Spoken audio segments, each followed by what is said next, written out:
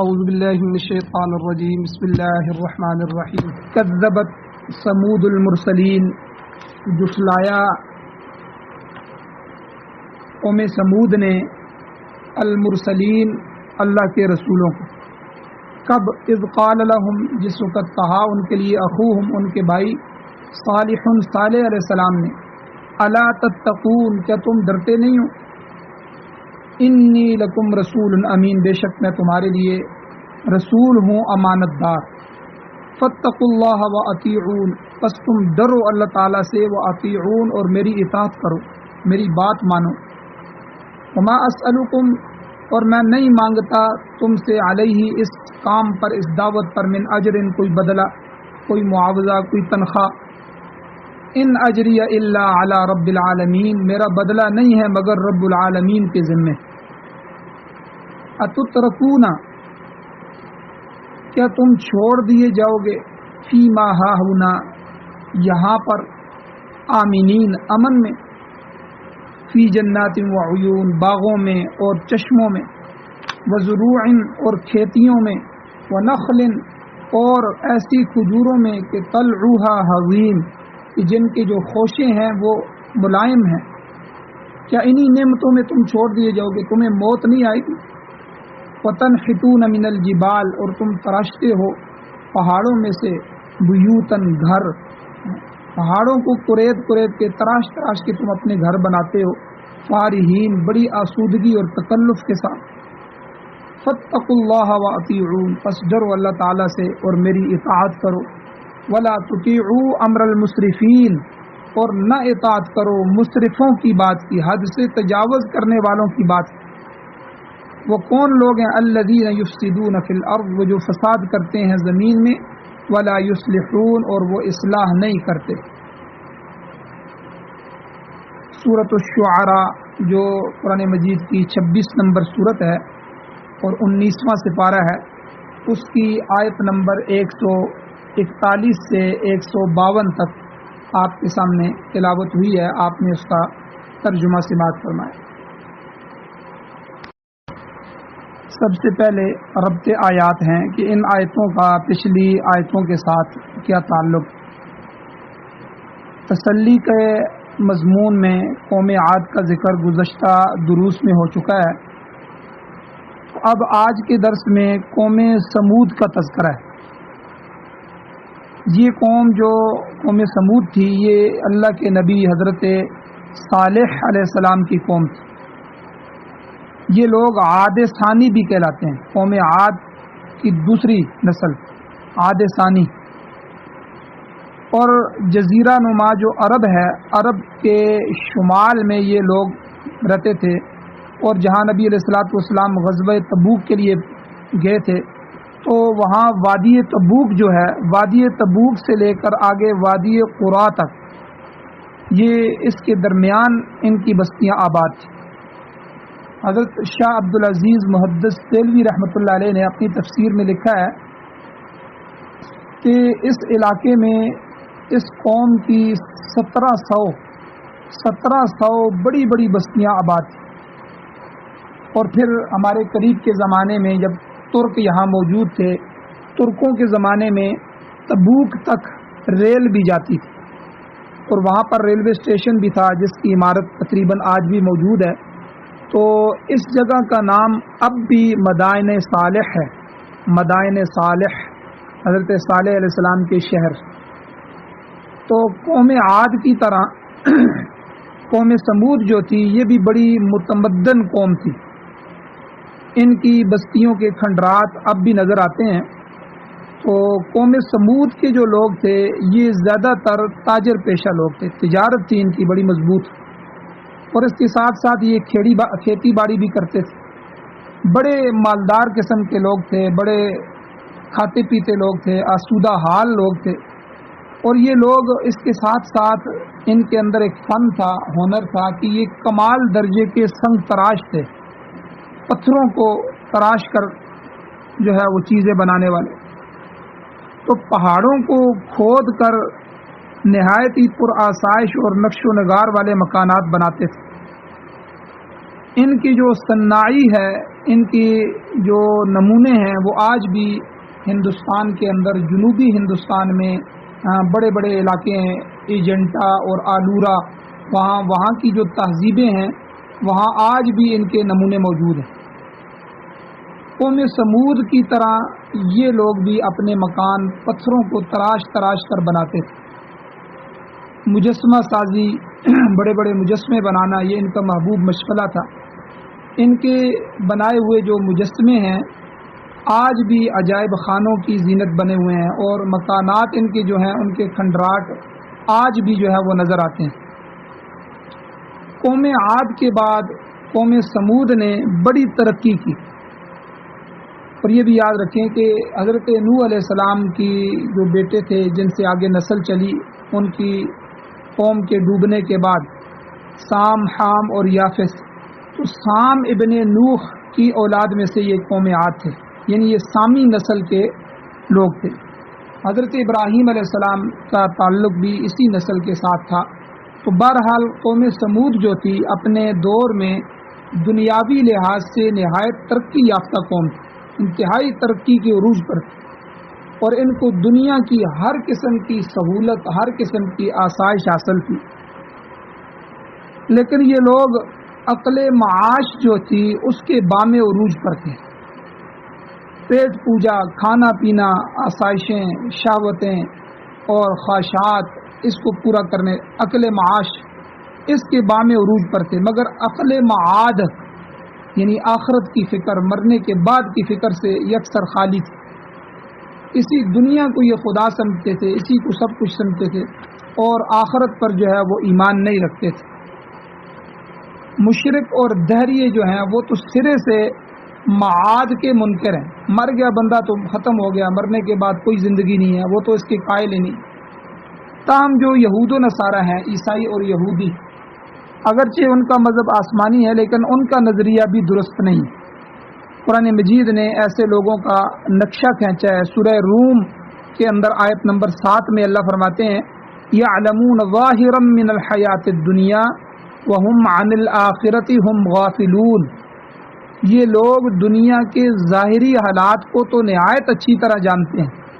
اللہ کہتے ہیں دنیا کے بارے میں سائنس بڑی جانتے ہیں، ٹیکنالوجیاں بڑی جانتے ہیں، سائنس اور ٹیکنالوجی میں بڑی ترقی حاصل کر لی ہے، صنعت میں، حرفت میں بہت آگے جا چکے ہیں، اور میڈیکل سائنس اور دوسری سائنس جو ہے وہ اعلیٰ ترقی پر پہنچ چکی ہے، بلکہ چاند پر پہنچ چکے ہیں، چاند پر انہوں نے کمندیں ڈال دی، اور اس دنیا سے آگے کئی اور دنیایں تلاش کر رہے ہیں، مگر آخرت کے معاملات سے بالکل غافل ہیں۔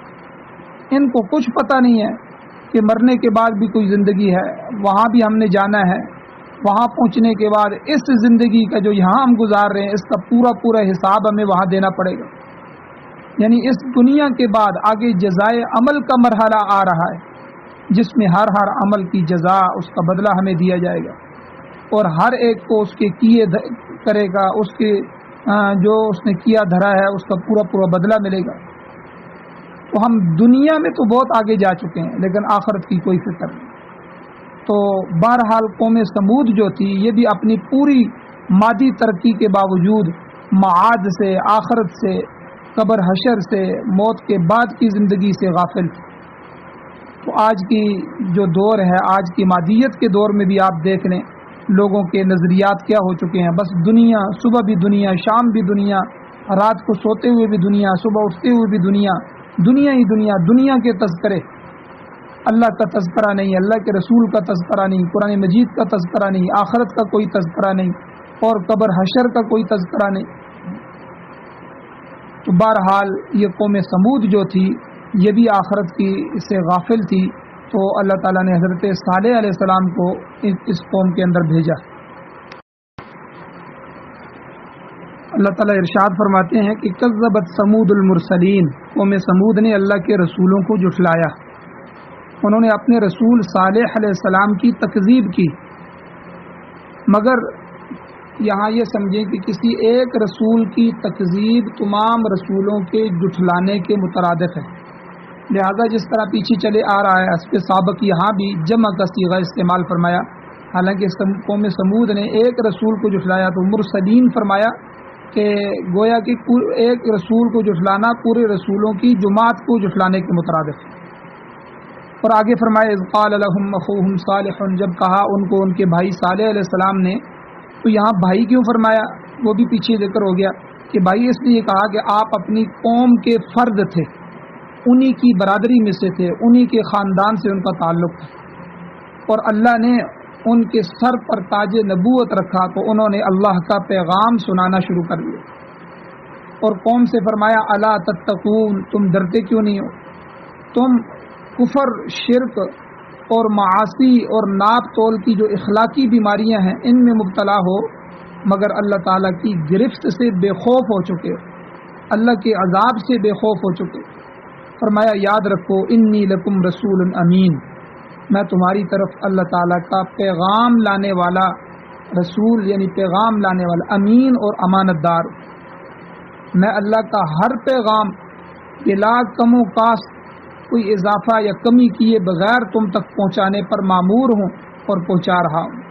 یاد رکھیں اللہ کا نبی اور کوئی بھی اہل اللہ جو ہوتے ہیں وہ اس ضمن میں کوئی خیانت نہیں کرتے، جو کام جو پیغام پہنچانا ہے وہ پہنچاتے ہیں، اور کسی کی رعایت بھی نہیں کرتے اور کسی کی طرفداری بھی نہیں کرتے۔ تو انی لکم رسول امین سے یہی مراد ہے کہ میں تمہاری طرف رسول امانت دار ہوں، ٹھیک ہے، میں اس ضمن میں کوئی خیانت کرنے والا، کوئی رعایت کرنے والا یا طرفداری کرنے والا نہیں، لہذا فاتقوا اللہ واطیعون، اللہ سے ڈرو اور میری بات مانو، میری اطاعت کرو، کیا کہ اللہ کے ساتھ کسی کو شریک نہ ٹھہراؤ۔ اسی طرح سورہ اعراف کی آیت نمبر 73 کے اندر اللہ فرماتے ہیں اعبدوا اللہ ما لکم من الہ غیرہ، عبادت صرف اللہ کی کرو کہ اس کے سوا تمہارا کوئی معبود نہیں۔ اور آپ علیہ السلام نے قوم سے یہ بھی فرمایا کہ میں تم تک اللہ کا پیغام بے لوث پہنچا رہا ہوں، وما اسألکم علیہ من اجر، اس کام کے لیے تم سے کوئی معاوضہ، کوئی بدلہ، کوئی اجر، کوئی تنخواہ طلب نہیں کرتا۔ کیوں؟ کیونکہ ان اجری الا علی رب العالمین، میرا معاوضہ، میرا بدلہ، میرا اجر وہ تو تمام جہانوں کے پروردگار کے ذمے ہے۔ اور یہاں یہ بات یاد رکھیں، جتنے بھی انبیاء آئے، تمام انبیاء، تمام رسل یہی بات کہتے ہیں کہ تبلیغ حق کے ضمن میں ان کا کوئی ذاتی مفاد نہیں۔ آپ دیکھیں کہ تعلیم حاصل کرتے ہیں ہم دنیا کی، انگلش کی، تو تعلیم حاصل کرنے کے لیے عام طور پر فیس دینا پڑتی ہے۔ کاہن اور ساحر، جادوگر بھی اپنا معاوضہ طلب کرتے ہیں، شاعر جو لوگ ہوتے ہیں، شعراء، وہ بھی فیس طلب کرتے ہیں، کیونکہ ان سب کا مقصود دنیا طلبی ہوتا ہے۔ لیکن انبیاء کی جماعت ایک ایسی جماعت ہے جو صراط مستقیم پر رہنمائی کرنے کے لیے کوئی معاوضہ، کوئی اجر، کوئی تنخواہ، کوئی چیز طلب نہیں کرتی۔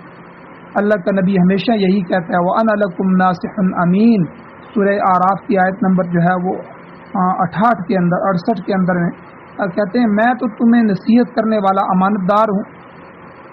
وَأَنصَحُ لَكُمْ، فرمایا کہ میں تمہیں نصیحت کی بات بتاتا ہوں جو تمہارے فائدے میں، اس میں تمہاری خیر خواہی ہے۔ ظاہر ہے کہ کسی بے غرض آدمی کی بات کو سننا یہ فطرت سلیمہ کا تقاضا ہے، فطرت صحیح ہو تو آدمی جو ہے وہ ایسے بے غرض آدمی کی بات کو سنتا ہے۔ مگر تاریخ رسالت بھی گواہ ہے، شاہد ہے کہ اکثر اقوام نے اپنے اپنے رسولوں کی تکذیب کی، ان کو جھٹلایا۔ تو ہود علیہ السلام نے اپنی قوم کے ضمیر کو مزید جھنجھوڑا اور فرمایا اتترکون فیما ہاہنا آمنین، کیا تم یہ سمجھتے ہو کہ تم یہاں اسی طرح امن میں چھوڑ دیے جاؤ گے؟ مطلب یہ کہ کیا تم ہمیشہ اسی طرح خوشحال رہو گے، اسی طرح خوشحالی کی زندگی بسر کرتے رہو گے، تمہیں کبھی زوال نہیں آئے گا؟ فرعون بھی تو یہی کہتا تھا کہ میں سب پر غالب ہوں، میری سلطنت، میری حکومت کو کبھی زوال نہیں آئے گا۔ اور یاد رکھیں عام طور پر جو بادشاہ ہوتے ہیں، ملوک اور مشرکین، ان کا یہی ذہن ہوتا ہے، اسی لیے تو انہیں آخرت کی فکر نہیں ہوتی۔ اگر وہ لحظہ بھر کے لیے بھی، ایک لمحہ بھر کے لیے بھی خیال کریں کہ اگر آج خوشحال ہیں تو کل بدحال بھی ہو سکتے ہیں، تو وہ غرور اور وہ تکبر اور وہ ظلم و ستم سے باز آ جائیں، رک جائیں، مگر اس طرف تو ان کا دھیان ہی نہیں جاتا۔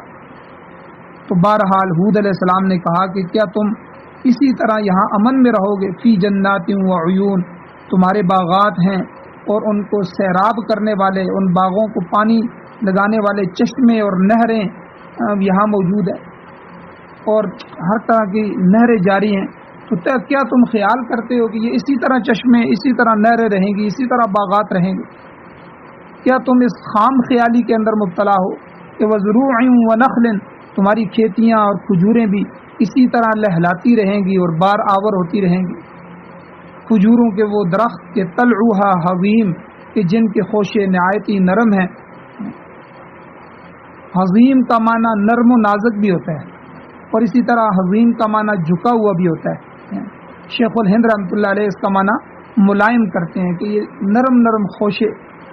تو ظاہر ہے کھجور کے جب نئے شگوفے پھوٹتے ہیں تو وہ نہایت ہی نرم نازک اور ملائم ہوتے ہیں. پھر جب پھل اچھی طرح آ جاتا ہے تو وہ اپنے وزن کی وجہ سے معمولی سے جھک بھی جاتے ہیں. آپ نے دیکھا ہوگا کھجور کے خوشے جھکے ہوتے ہیں. تو اس طرح یہ دونوں معنی درست ہیں، یہاں دونوں معنی کرنا ٹھیک. تو کھجور کا خوشہ پھوٹنے سے لے کر پھل برداشت کرنے تک کے مختلف جو مراحل ہیں، ان مراحل کے عربی زبان میں مختلف نام آتے ہیں.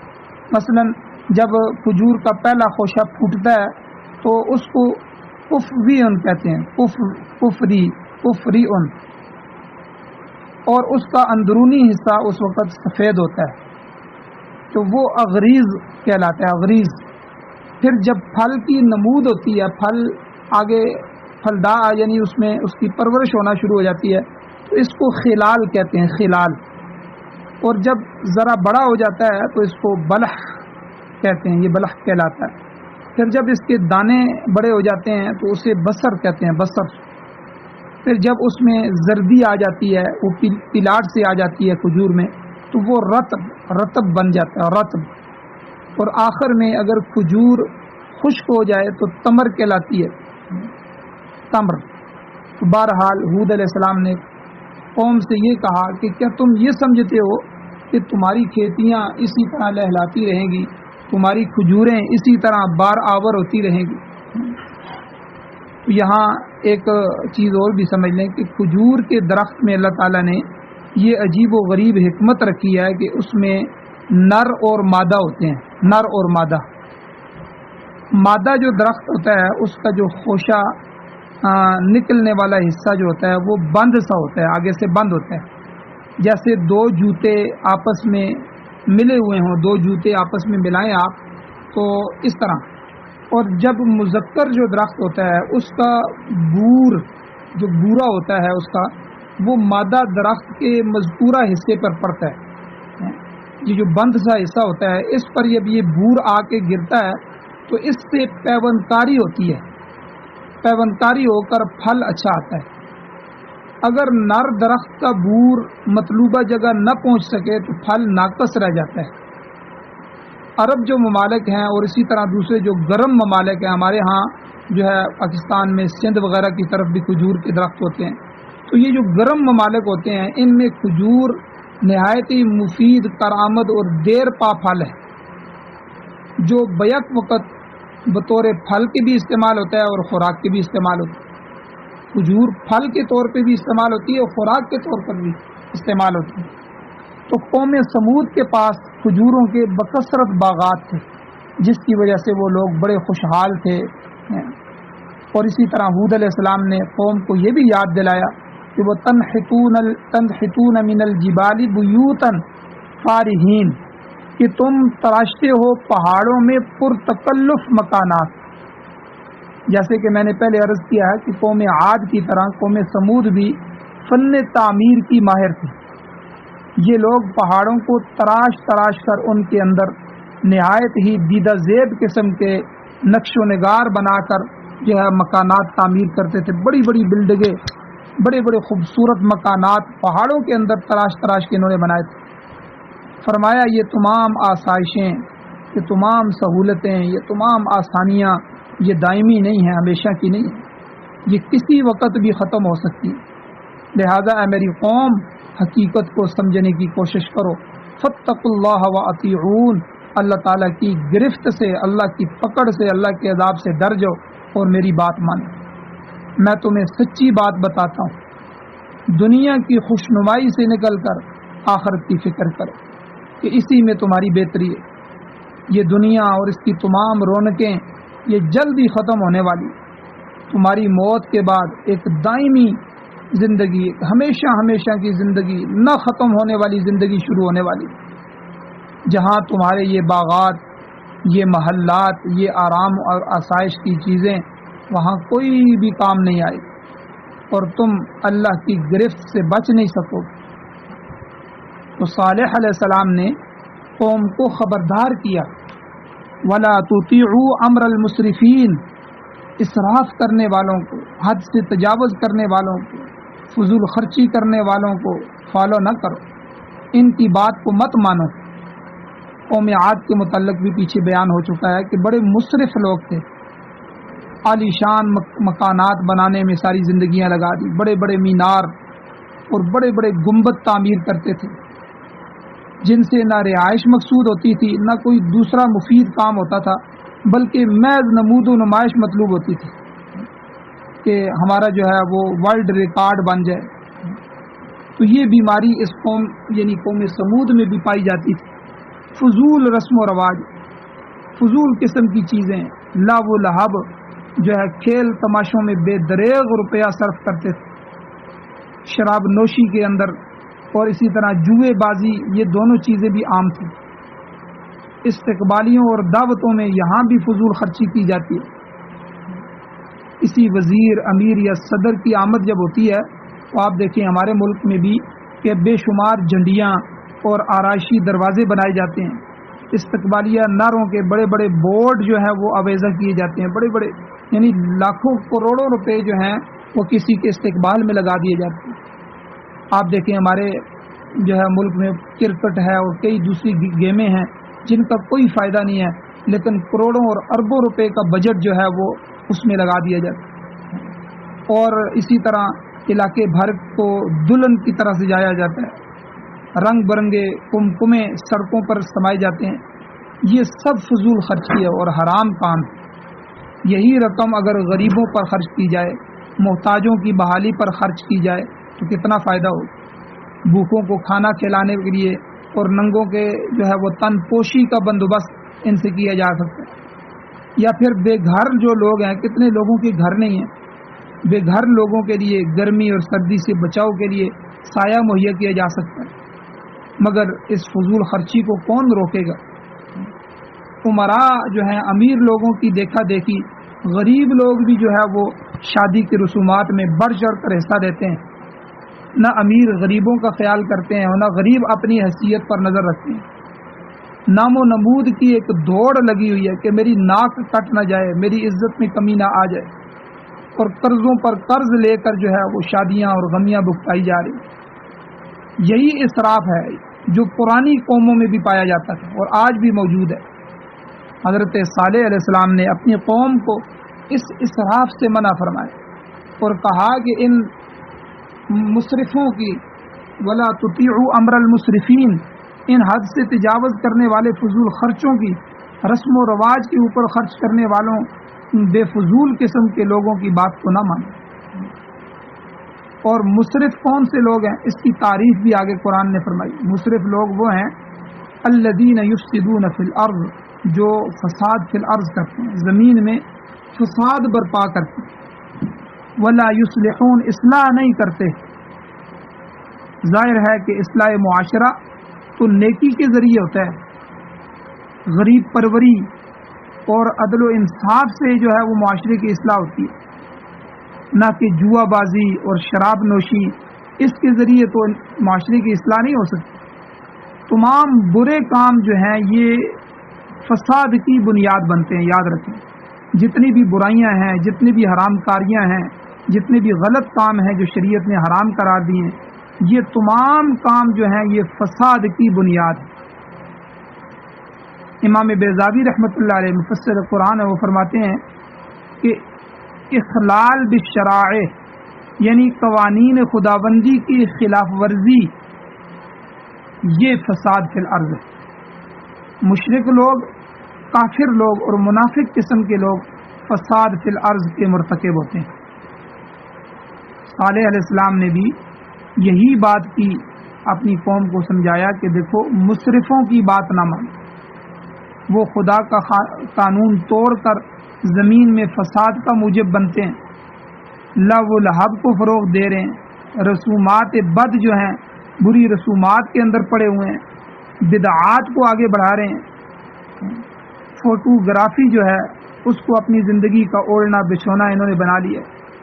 حالانکہ یاد رکھیں حضور علیہ الصلوۃ والسلام کا فرمان ہے، تو قرطبی شریف کے جلد 14 صفحہ 238 پہ موجود ہے، لعن اللہ المصورین، کہ تصویر بنانے والوں پر، مصوروں پر اللہ کی لعنت برستی۔